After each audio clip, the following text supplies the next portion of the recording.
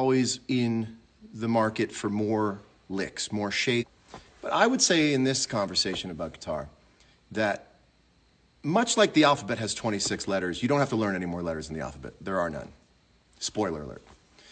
It's what you do with the letters. So what I'm going to show you actually involves no new learning if you're at an intermediate level when it comes to blues playing. So the first thing I want to show you, and let's pick the key of C. Everyone thinks about pentatonic.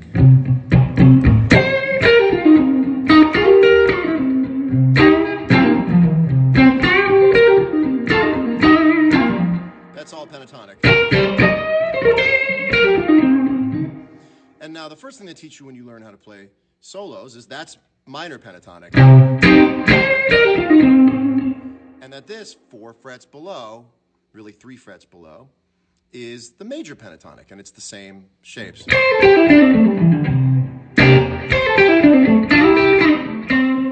And so the thinking is this is blues, and this is major.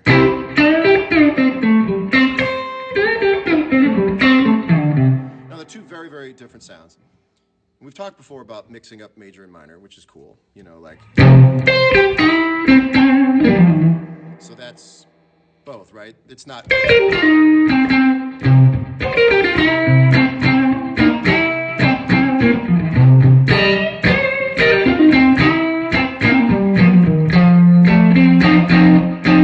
major. I'm going to show you how to play minor pentatonic in the same spot you play major pentatonic. Now this, maybe some people are like, duh, we already knew this. I'm going to come clean and say, I never really thought about this until the last couple years. So you're in C, and I'm sorry that the screen is flipped for the selfie camera, but so this idea, that's the pentatonic. I want you to think of the C across the neck as the equator. And this is sort of above ground, and this is sort of below ground. So everyone is always thinking about, here's C, everything happens above it. What I think is really interesting is, here's C, let's be symmetrical and move out this way and out this way. And the way you would do that is go, instead of, you're really just moving.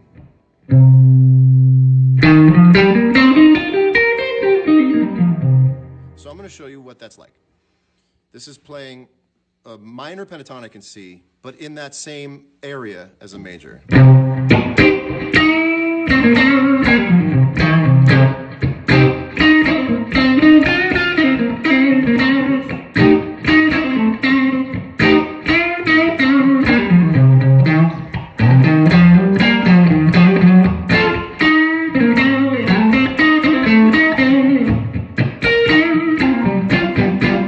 So that's really in the same spot as major, but you're playing it in minor, and what that means is that the ergonomics of it are flipped, and I'll show you what I mean. So a lot of what guitar players play is based on what's available to them in terms of hammer-ons and pull-offs.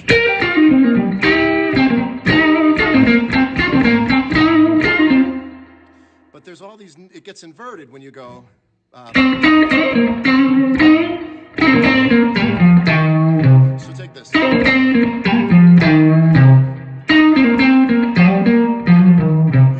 That way, but it's not really shaped that way in terms of kicking off. So we've all done that if you want to get around it, or versus. It's so much fun. So if we're in C, I'm going to play everything underneath that equator line.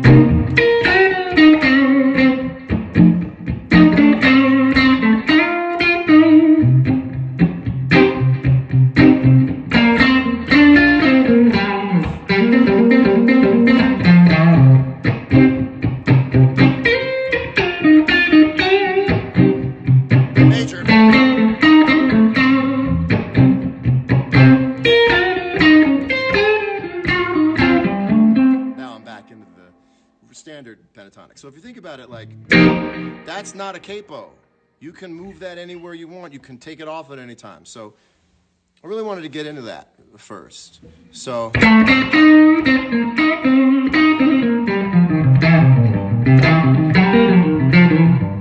that also does is helps connect all the minor pentatonics on the neck. So if you're in C, a lot of people are like, and they immediately go into that voodoo child spot. But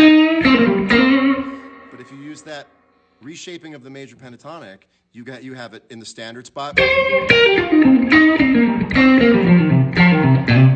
just went.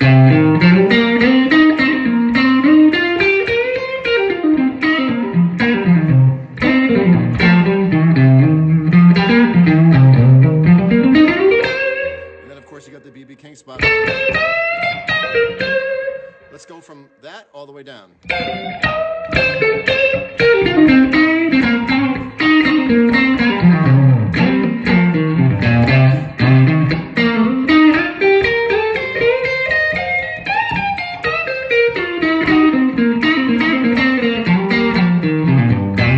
So it actually helps, because what we've been doing is thinking about it like, that's my pentatonic. Well, there's my major pentatonic, and I don't want to play that, so I'm going to jump over it. But if you reconstitute that major pentatonic scale as a minor, then now you have that much more to do. So that's sort of the chapter one of it all, is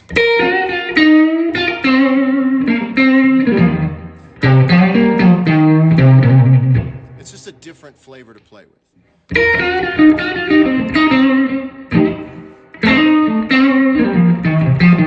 That's minor, major.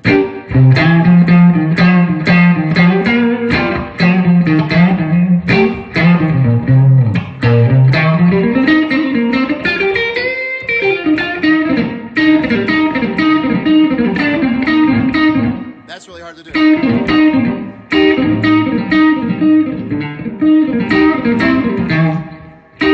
So it just sounds different because you can tell, your ear can tell that's not a standard shape. Even though the notes are pretty much the same, that's really fun. So let's do it in a different key.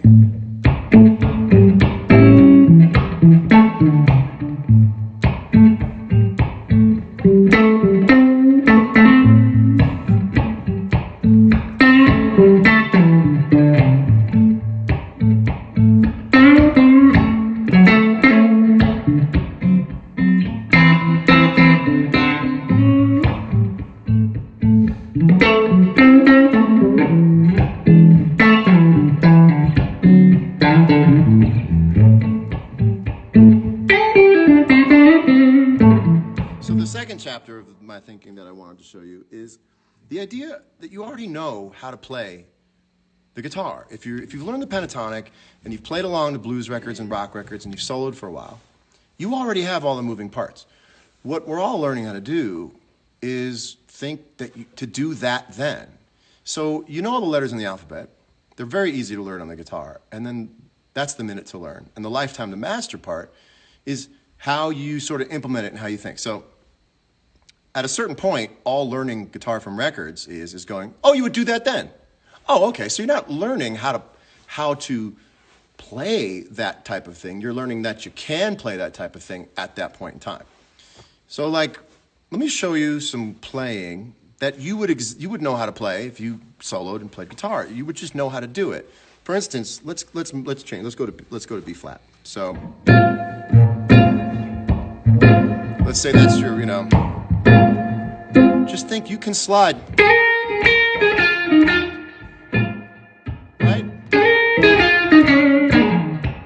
Right? Just slide into the first note. When I started doing that, I was like, oh, I never thought to slide into the first note. So they're all taste decisions.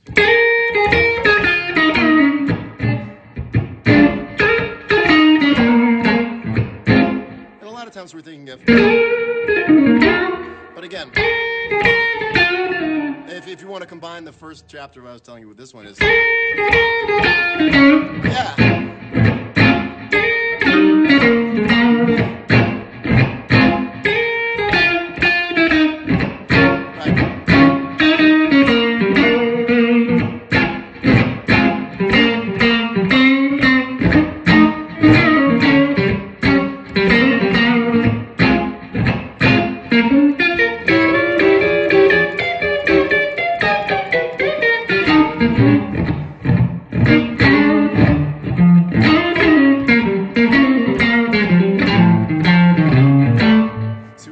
trying to, well, you should be going until you mess up.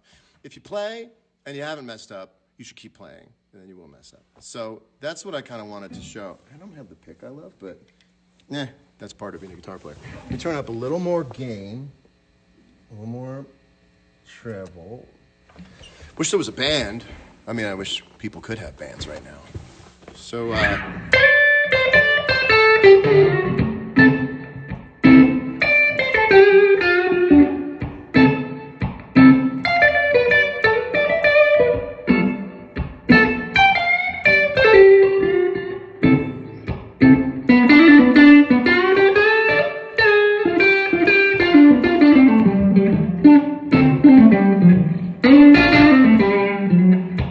that sort of voodoo child spot in D.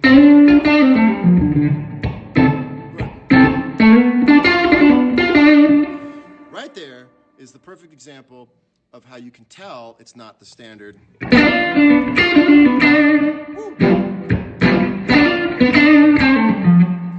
If you wanted to do it in normal, it'd be, which you could do, but it just doesn't come to mind ergonomically.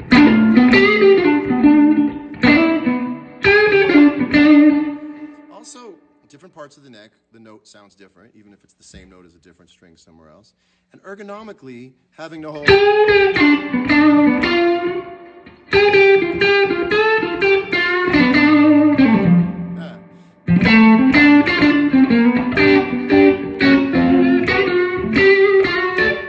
then you can feel a little more familiar.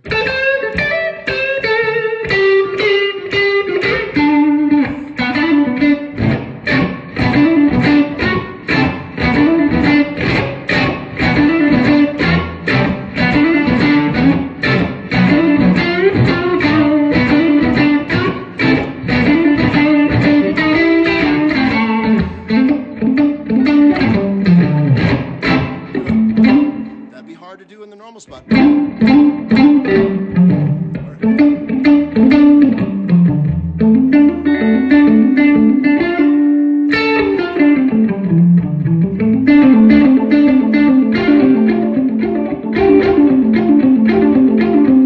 really couldn't go. So that's not really an exact lesson of what to do, but sort of just explore that spot. So if I'm in D, which would be, it's not really there. But, yep.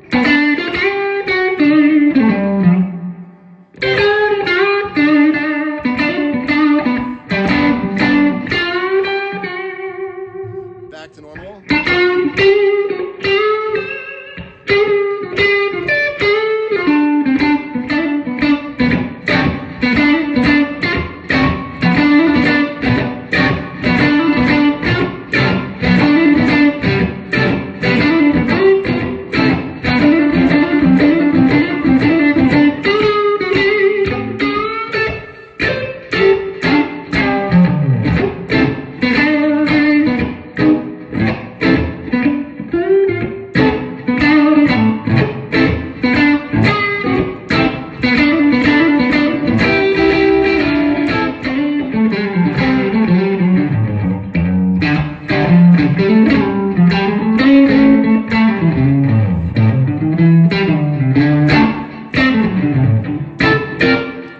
Anyway, when I was growing up, it does, like a band in there, John, right? The right hand is very important. It's,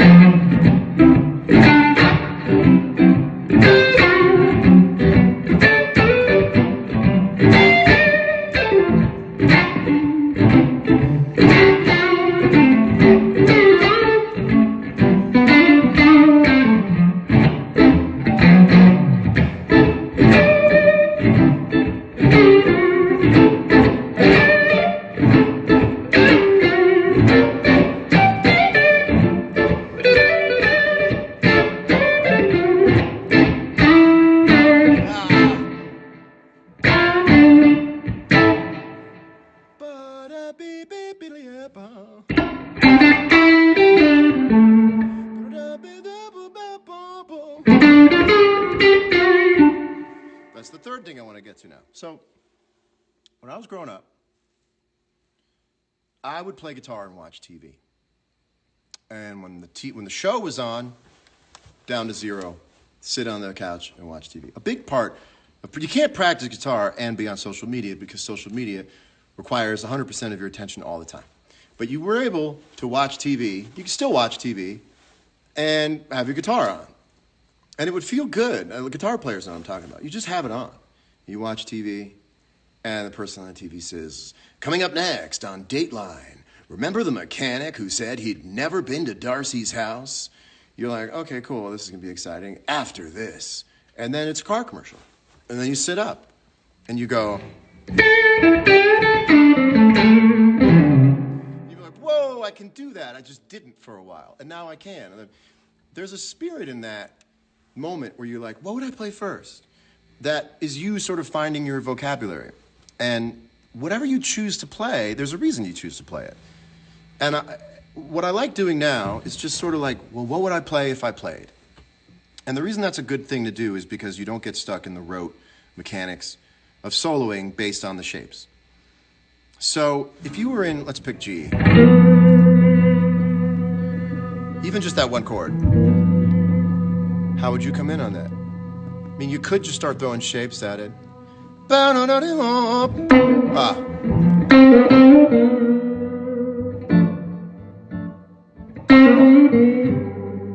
Let's go to 4.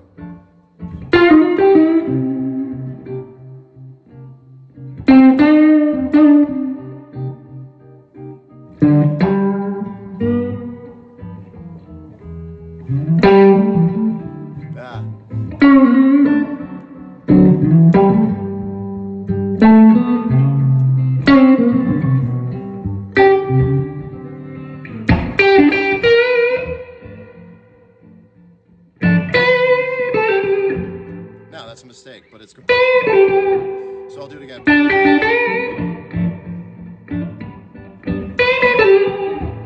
do it major.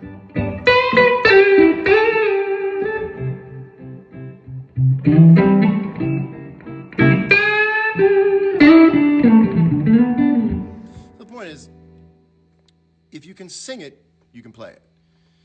And there's the last little part I want to tell you about. So there's these things that are guitar-only licks, meaning they don't really exist in any other instrument. And the question would be why? The answer might be because they don't really sound good as much as they feel good to play. I'm going to show you lick offender number 1. This is a fun guitar thing to do. I don't really understand the genesis of it or the need to do it. So let's do this in A.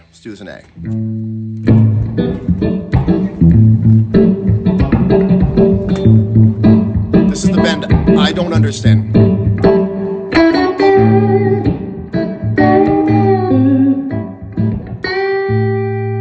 That one I don't get. And the reason I don't get it is because would a voice do it? Sort of. It's not really vocal. And so a lot of what I've been playing lately is really vocal. And the way that you can get more vocal in your playing is very simply, number 1, listen to a lot of blues singers. If you want to be a blues guitar player, listen to a lot of blues singers. Most of what I play are, well, half of what I play, I'm thinking about someone singing. And B.B. King live at the Regal. It's like a better, well, it's both an incredible vocal record and a guitar record.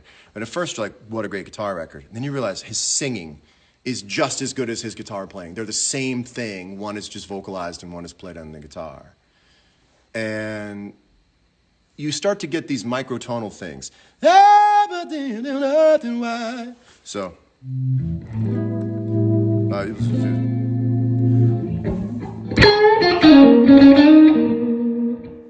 microtonal stuff.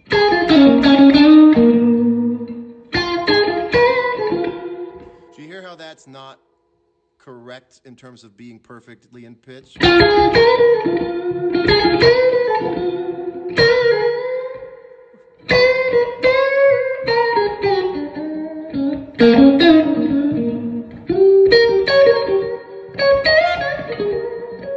That's all very vocal stuff.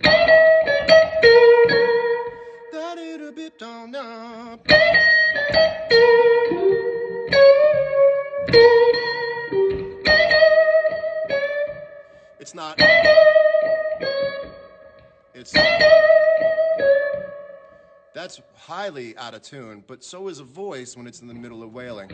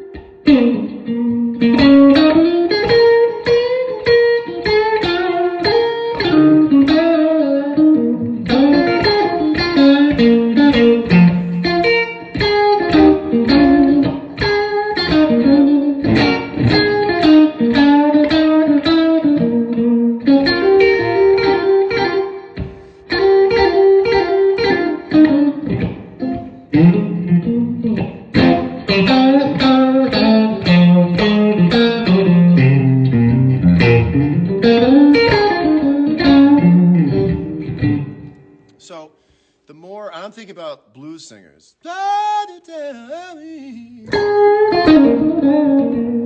can do that better. Jimmy Vaughn is the master of it. Hey, that's Jimmy Vaughn of him. Hey, down, down, down, down, down. I'm just a little I think it's sharp.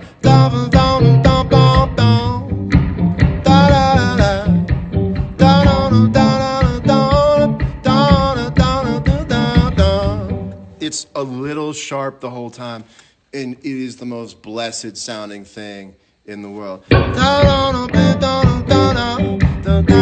Steve Miller also does it. You can hear that, you know.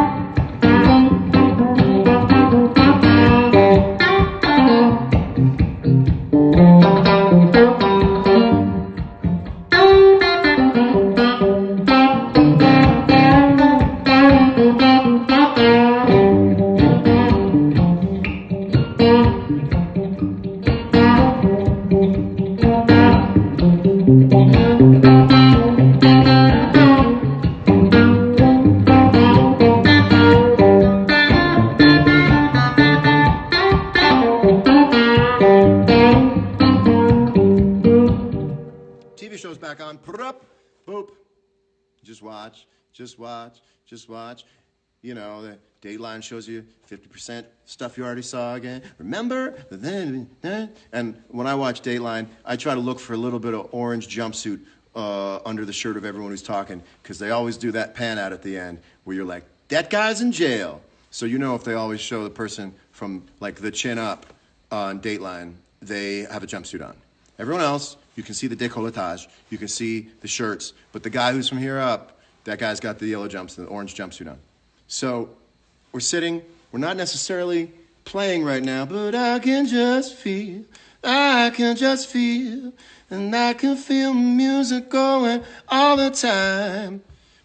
And then the show goes to commercial, and I just get to play what I...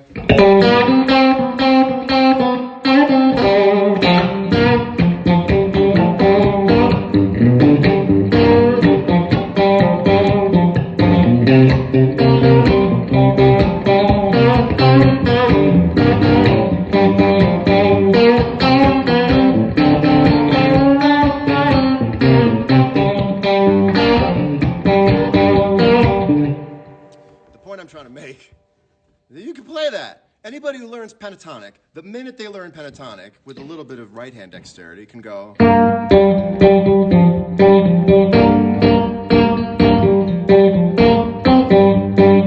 Inside of that is a ton of choices that you learn how to make.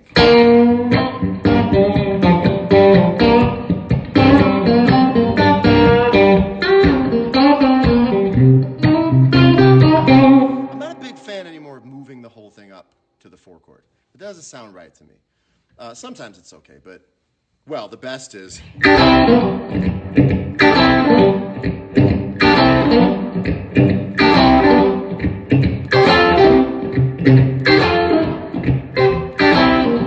It's the Green Onion solo that Steve Cropper does. I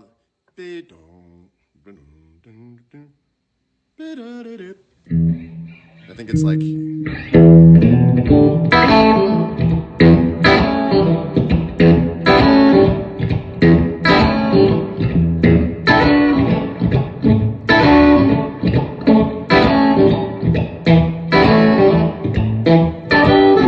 What is that? So, yeah, you could get into crazy riffs, but it's all about how you implement it. And most of the time, just like language in real life, most of the time we're not walking around using $50 words. Most of the time, and our favorite conversationalists use groovy, folksy language, words we all know, but just not in a way we would have thought to use. That's how I think your playing can get, not forget about better, just more fun, just more exciting. So, and every time is like a new, it's like being a guitar player alone in your room is like driving golf balls, but you never have to go get the balls and bring them back. It's constant resetting. Here comes a tee, here comes a ball, boom, whack. Anytime you want to stop and put a new ball on, you just go, here's a new ball. So, just hold your hands wherever you want.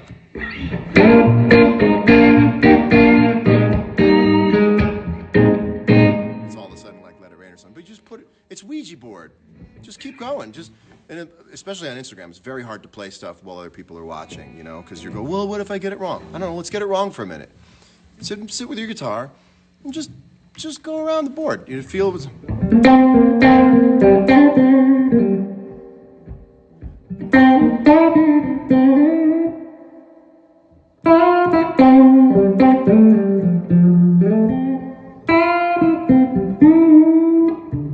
Let's see.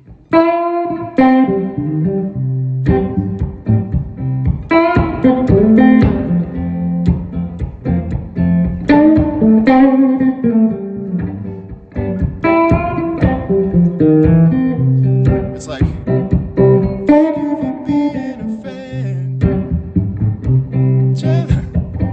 Back again. Your heart is true. You're a pal and a confidant. You never threw a party and invited everyone you see. I got that wrong, but it makes me want to sit and like figure it out. Be like, if you threw a party and invited everyone you see, you would see the biggest giveaway from me, and the card attached would say, thank you for being a fan. Anyway, I wish there was some background music and I could show you how to sort of float on this stuff, but don't we all wish we had people to play with at the moment? Any questions? I really think you can get a lot out of going back to your guitar and picking a key and looking at where you normally just think below that.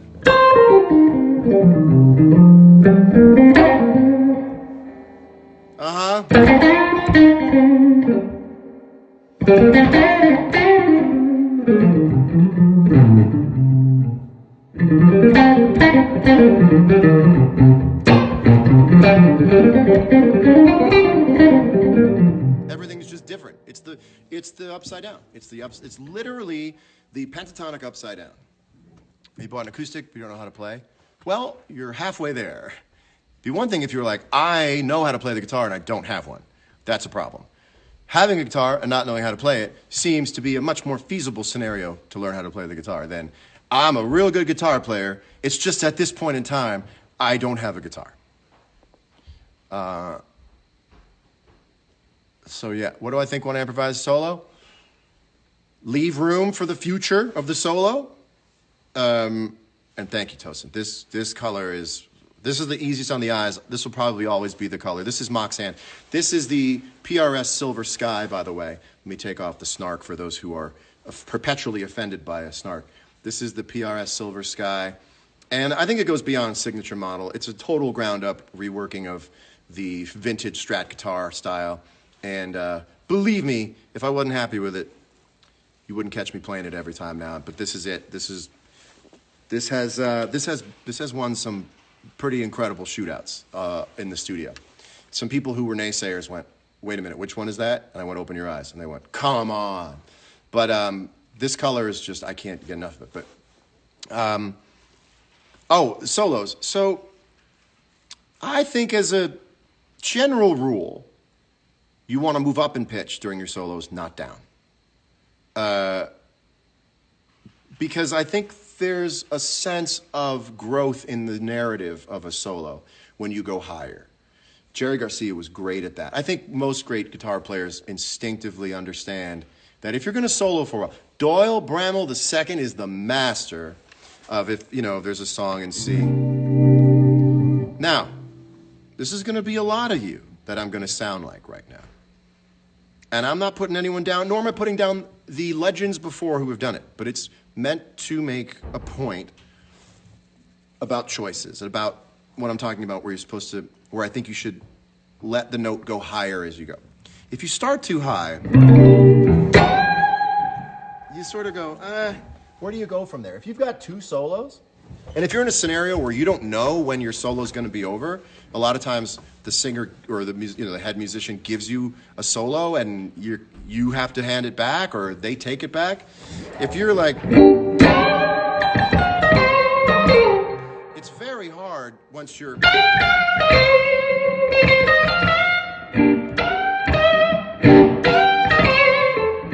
That's okay.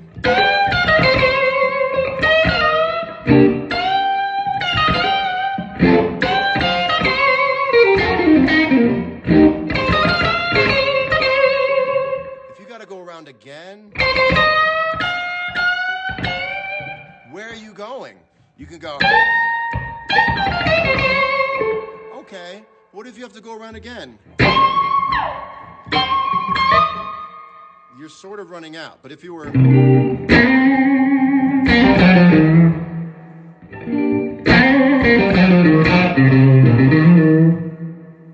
how long do you have before people get tired of that? You have the whole neck left. So that's how I think about a solo. And then a lot of the time I think about being lyrical. And you also want to define the key change. And this is something that Grateful Dead music taught me. And a lot of people, again, you're doing it, you don't know you're doing it. But sometimes it helps to understand what you were doing that you didn't know so that you can make sure you're doing it all the time. When you're playing in a blues solo, the best soloists are defining the chord change. So you're in C.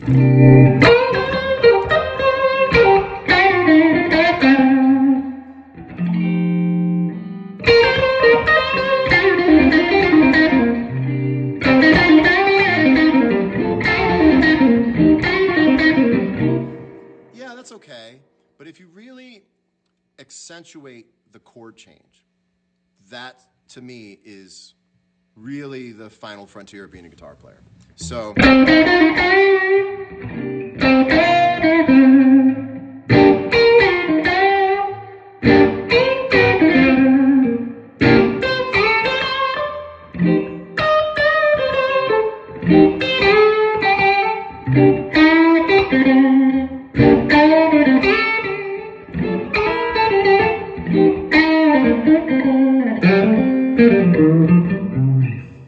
it's a thoughtful. If you went to the 4.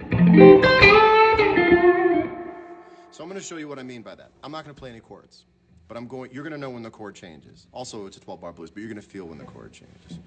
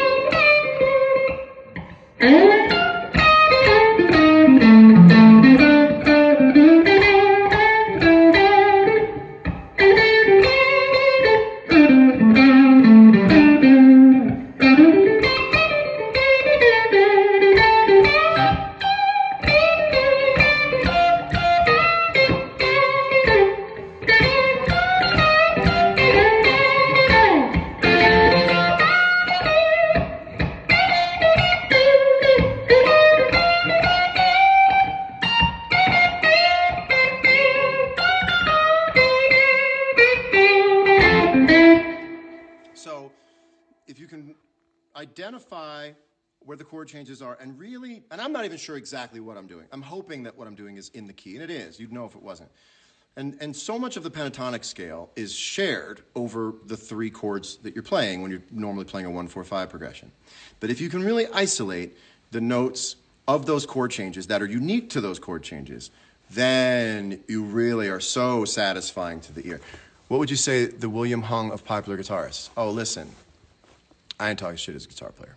I have no shit to talk as a guitar player. DM me later. No, I don't know. I don't possess. I mean, sometimes I'll be like, I don't get it, but I don't. I hope it comes as no surprise. There's nobody that I hate as a guitar player. By the way, I'm just flicking a pick on them. Let's see. The quilt backdrop was actually here. I was doing a video for someone. Bob Weir's presence as a player, man. We had played Fire on the Mountain last year in my band a few times, just with my band. And then Bob came out in San Francisco and played Fire on the Mountain with me. Knocked me out. He plays in versions of things. It's genius. It's just, next time, if you're a deadhead, next time you're listening to a show, just listen to Bobby play. Just like solo Bobby in your mind, and the things that are happening are insane. What am I playing out of right now? I am playing out of a Dumble Steel String Singer. I'm sorry. And I just want to tell all you guitar fans out there, people on message boards, tone is in the gear. It's in the gear. The hands, they're there to play the gear, but the tone is in the gear. It's not true. It's not true. Here's another shitty thing I thought to say. I think of shitty things all the time. This is funny. If you're a guitar player, tell another guitar player this. It's not the notes you play, it's the notes I play. I always thought that was really mean. It's not the notes you do play, and they always want to finish, and you go, it's the notes I play.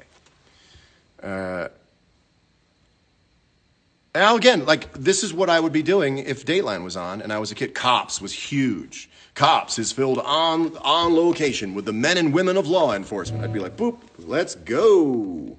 Back growing up, Cops always came on if you didn't go to parties. Those who are Cops fans from the late 80s never got invited to parties because Cops came on like Friday night. Or if I think Friday night or Saturday night, and everyone else would be at parties, and I was never invited to parties, Cry For Me Later, and I would just sit and watch Cops. So if you have a memory of watching Cops when you were a teenager, it's because you didn't go to parties. That's a good way to find out if someone was cool when they were in high school. Did you ever watch Cops in high school? They'd go, excuse me? You'd be like, yeah, you went to a lot of parties. But I stayed home, and I played guitar, and I watched TV. And that's sort of what I'm doing right now, is just feeling the music. And sometimes it's just... Sometimes I pick a key on the neck based on the elasticity of the string and the scale length, you know?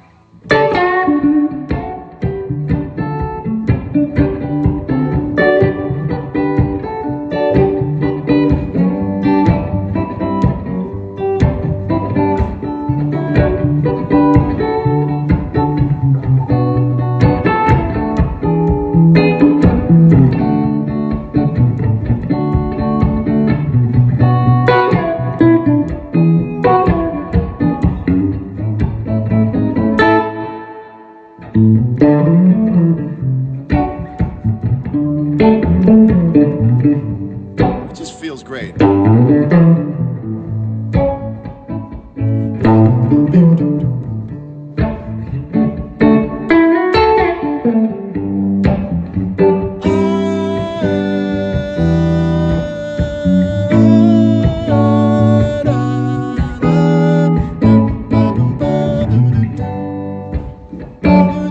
You gotta make mistakes. Throw your hands and hands all over the place. Yeah, you gotta make mistakes. Throw your hands and fingers all over the place. Da da da da boom, da da da da da boom. Anywho, I thought I would just show that to you. Just don't forget, this is C.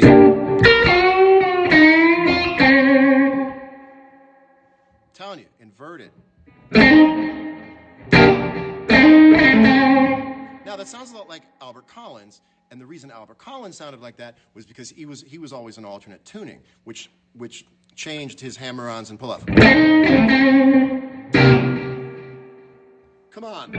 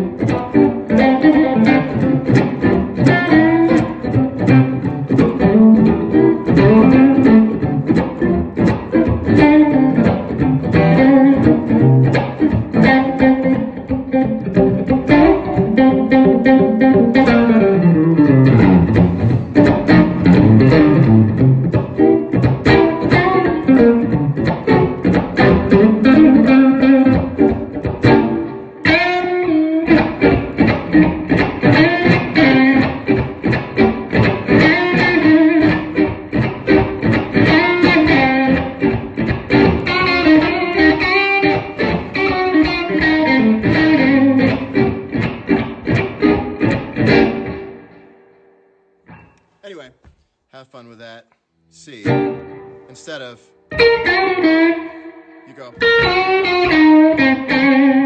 Instead of, they do different things, but it gets real drunk.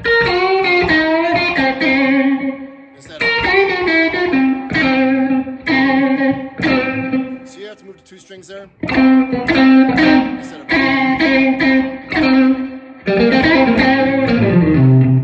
that's what makes Layla so hard, because you gotta go, you know? So, thanks for watching. I could play forever, and I will. Go mess around with that, and I should hashtag it or something. I'll check that. I'll check my hashtags. Throw a hashtag in with my name on it. Show off some of that underground playing.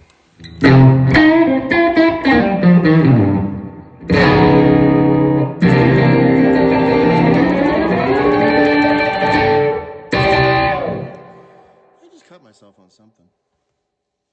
No. Have fun, everybody. Hang tight. Keep playing music. See you soon. Thanks for watching.